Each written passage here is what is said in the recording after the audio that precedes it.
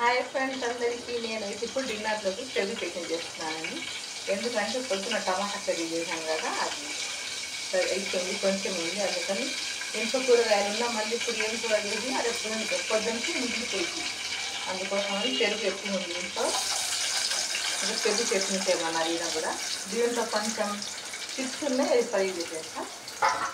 పెరుగు చట్నీ చిప్స్ బాగా ఉంటుంది.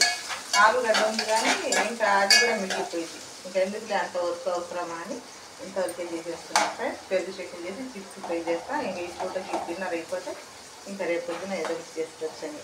అది ఫ్రెండ్స్ కూరగాయల రేట్లు మట్టి అది ఉన్నాయి, అసలు చాలా ఎక్కువ ఉన్నాయంట. ఒక 4 క్యారెట్లు వచ్చింది 100 రూపాయలు.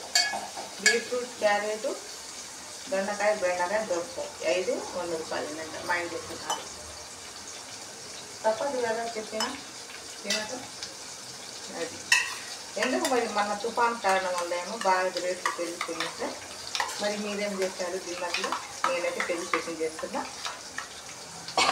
పెద్దబాబు వాడికి పెరుగు అంటే చాలా ఇష్టం. వాడు పెరుగు తింటాడు. నేను ఎక్కువ పాలు పోసుకొని పెరుగు తోడు పెడితే వాడి ఆడ బయట పనులు అది ఏమి తీసుకొని లేదు. వాడు కాకరే చలో చలో చలో